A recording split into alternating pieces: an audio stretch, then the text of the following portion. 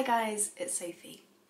So I've been away again for another period of time and I thought I'd film a video today telling you what's on my Kindle in terms of unread samples because I'm reading a bit more on my Kindle at the moment. But before I get into that and kind of the main bit of the video, I'm just going to do a brief explanation of where I've been. So I caught up with you guys, gosh, when Whit was 2.5 months old. He's 5 months old now, and had a little chat before we went on holiday. Sadly, I then got really poorly, and Whit had also been really quite poorly himself, and I had to go to hospital for a period of time for mental health, and I spent a couple of months in hospital. So it has been a bit of a journey the last few months, and I obviously haven't been able to film unless I've been that poorly, and I haven't read that much when I've been that poorly.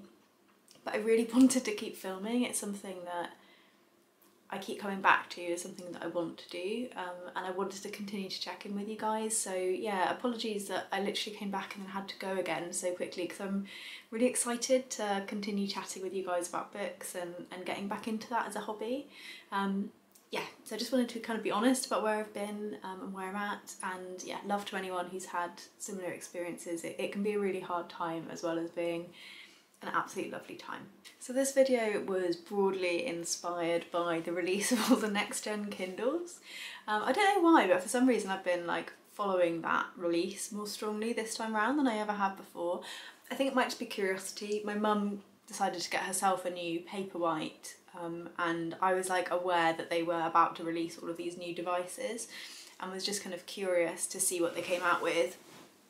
Obviously the Colour Soft is the one that I think is most interesting, and I wouldn't mind having one myself, but I think it's far too expensive at the minute to have one brand new. So maybe a few generations time I could go back in a few years time and get a colour one, because I do read graphic novels, but more so I read quite a lot of non-fiction, as you guys know, and often non-fiction books have sections which have some photographs in them, and sometimes it can be really helpful to actually see those in colour. That's one of the things I do miss on reading on a Kindle, particularly things like when I'm reading like my medical non-fiction, like histology slides and things like that, that when you put them in black and white, you're just like, I can't see what's going on.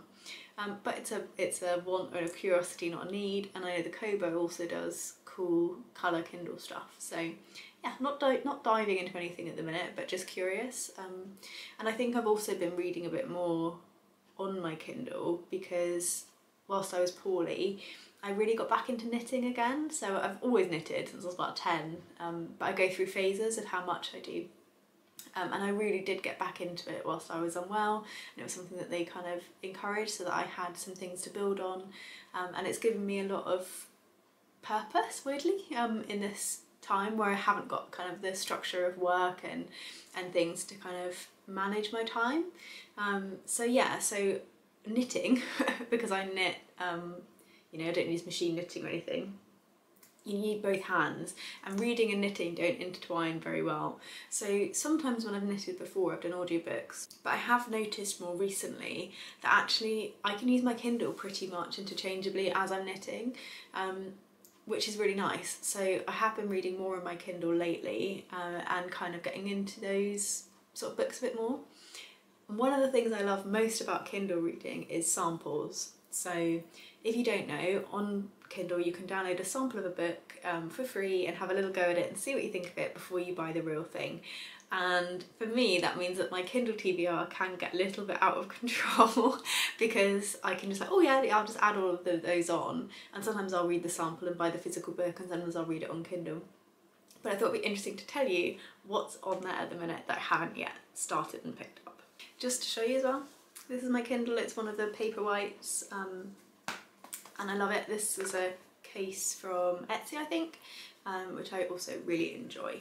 So the first sample I have is A Very Private School by Charles Spencer. This is a non-fiction book about his time in boarding school, and he went into boarding school very young. My husband had a similar experience. He went to boarding school when he was very young, and Charles Spencer is just kind of talking about that experience, some of the violence that he experienced when he was there, some things about homesickness, and kind of opening up a window, I suppose, like into that quite niche experience of having gone away from home so young. So I'm curious to read that one, given that there's something that Tom's experienced. Then the next one that I have, everybody will know what it is, I'm not going to talk about it, but it's Intermezzo by Sally Rooney. I've nearly picked up the physical book a number of times, but I'm really curtailing myself with book buying at the minute. Because I've not been very well, I haven't read an awful lot of my physical TBR, and I've bought books because that helps me feel better. So I have actually, for me, a fairly large physical TBR at the minute. So I'm not allowed to pick the book up until I've read the sample, but I suspect that I will pick it up and read it all the way through. Next one that I have that I'm really excited about, I didn't know it was coming out at all, I hadn't heard anything about it, but is the Impusium, that's how you say it, a health resort horror story, and that's by Olga Taraksuk. She wrote Drive the Plough Over the Bones of the Dead, something like that. I can't remember. I'll put in what it is in a little picture. But it's another one of hers, and I read that book in the summer just as my mat leave started, and I'd had it on my TBR for quite a long time, and I found it really surprisingly funny. So I'm curious about this next book. It's set in a sort of health setting. I think it's just before the First World War. Yeah, so it's set in this sort of, what would you call it? I guess health resort is kind of the word to call it, but it's those kind of like closed communities where people who had TB all gather together to kind of recover or convalesce. So it tells a story about that, but there's an edge to it, which is that there's a feeling that somehow this community of people who are here are being watched, and that perhaps the kind of tight-knit community that they have built might be infiltrated by someone outside. I have sort of looked at the description to see that it is supposed to be funny as well, and I'm totally there for that. So yes, that's one that really appealed as soon as I knew it existed. The next one I have is Wellness by Nathan Hill, and this is a book broadly about marriage. It talks about the experience of a couple who met in the 90s in Chicago, who connected and had a really close-knit romantic relationship within like kind of the underground scene, and then we flip forward to them in this very stable and settled marriage in suburbia, with parenting and with kind of all of the trappings of like what I would call like full adulting, and it is supposed to be again kind of funny, but then talking about, I guess, like the concepts of marriage and the ways in which our relationships evolve and change, and the people that we are evolve and change. The next one is another one that I've like really had to hold off of buying a physical book on, and again I haven't read the sample yet, so I really wouldn't have finished the physical book if I bought it, but it is Evenings and Weekends. I'm just seeing who that's by. Oisin McKenna, I think that's how you say it. And yeah, this one obviously has been really buzzy. I think it was buzzy over the summer, I want to say. Perhaps it was published in the summer, and it is a kind of Zadie Smith-esque tale of London, and Londoners and these little communities. So I think one of them is around a woman who is in her 30s and falls pregnant with a man that she would rather not be pregnant with, and another is a man who is falling in love with one of his neighbours, and it's all set in the summer of 2019, so that kind of pre-COVID, like, I don't know, like innocent era where it was really hot and everyone was out in the parks all the time. And I've heard really, really good things from basically all corners of the internet about this book. But yeah, I still haven't read the sample, so I probably wouldn't have finished the physical book either. Then I have Anniebot by Sierra Greer, which is the story essentially of a sex robot who decides that she might not want to do everything that her partner, I don't know, owner, wants for her to do. So it's all about autonomy and control and femininity, and I suspect that I will really enjoy that one. Then I have a little bit of a section of kind of like horror-y type ones, which I think probably I'll put on in sort of October, probably September, October time. So the first one is The Eyes Are the Best Part, and that's by Monica Kim.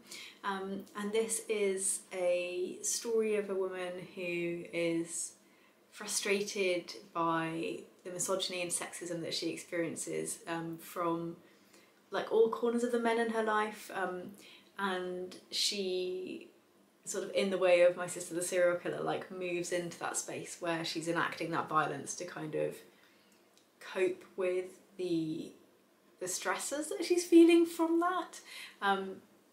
So yeah, so it is a story about somebody who is murdering multiple people, and I think there's a cannibalism element from the title, due to the kind of grindingness of those aggressions that she's having from all different corners. The next one I have, I'm really excited for, and I'm a little bit sad I haven't read it kind of for Halloween, but it's called Feeding the Monster, and that's by Anna Butaskia. So it's essentially a book all about why we interact with horror. It's a series of essays talking about films, TV programmes, books, and why it captivates us. I have always really interacted with horror movies, particularly, gosh, since like, I think it was Final Destination or something similar that I watched far too young and then just dove into the genre. So I'm really interested to pick this one up, and it would have been a perfect Halloween-y read. Then feeding on again from the horror theme, we have Chlorine, and that's by Jade Song.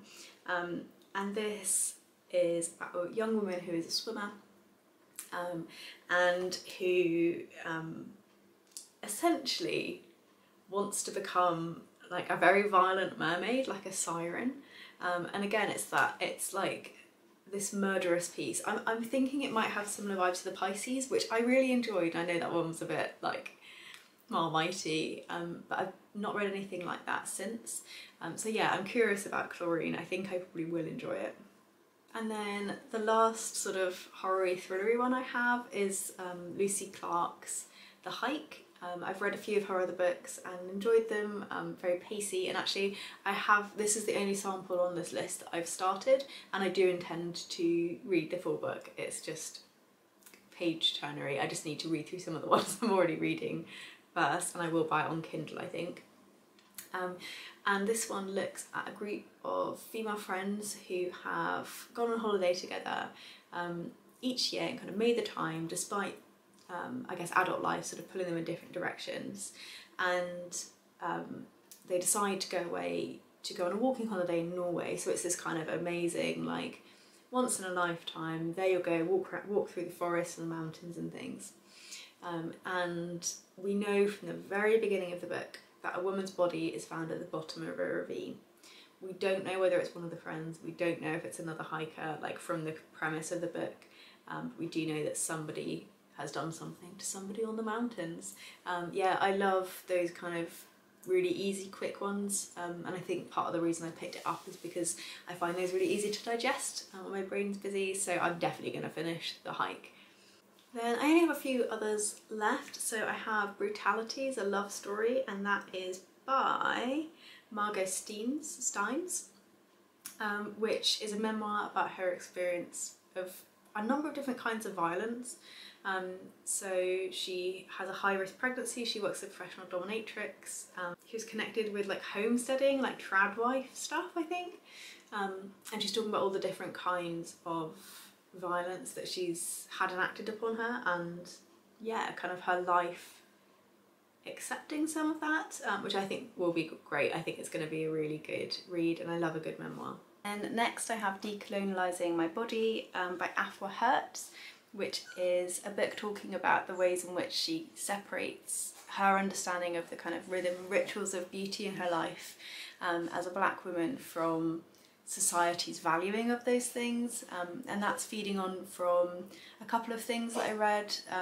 So Disobedient Bodies I read, and oh gosh, I completely forgot what it was called. I'll put it up when I do it in editing, but the book which talked about, The Beauty Myth. There we go, The Beauty Myth. So following on from those two, this was one I was curious to read as well.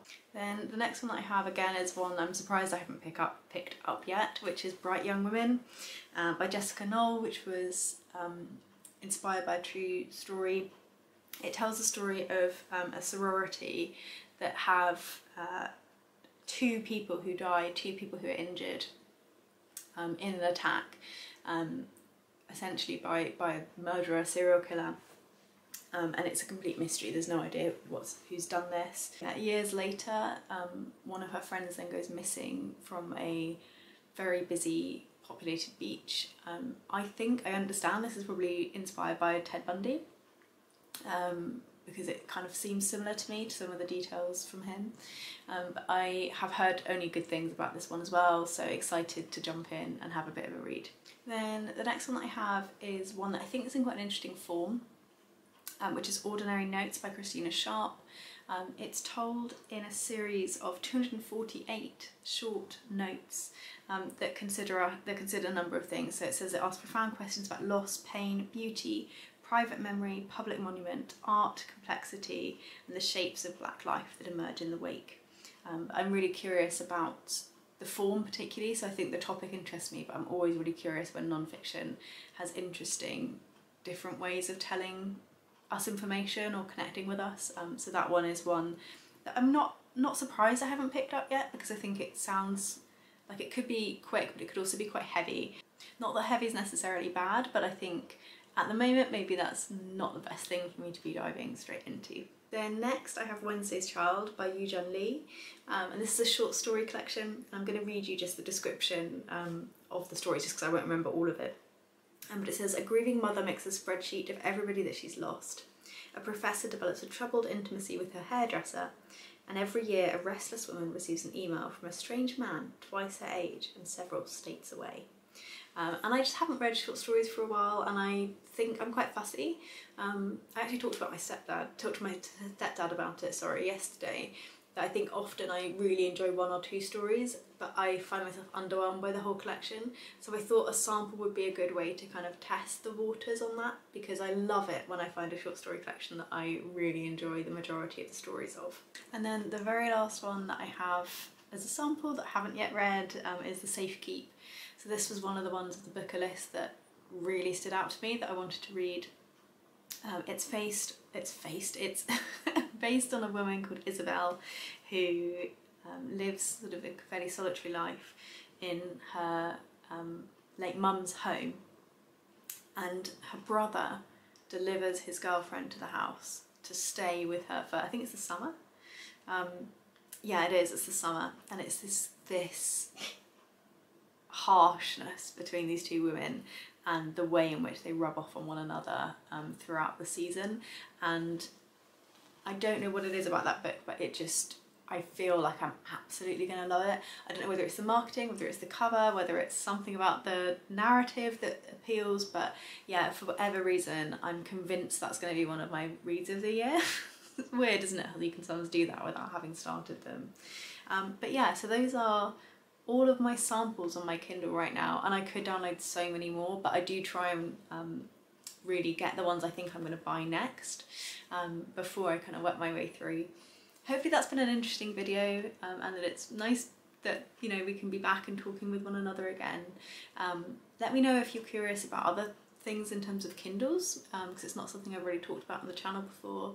I could definitely talk through like all the books I have on there I haven't finished, how often I read on there, what I like about reading on there versus physical books. I'm really happy to talk about that a bit more as a topic as well.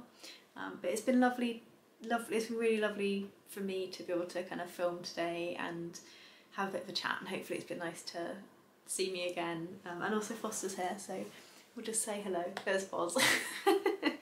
Been a while probably since we've seen Foz. I'll see you guys again soon, and look after yourselves until then. Bye.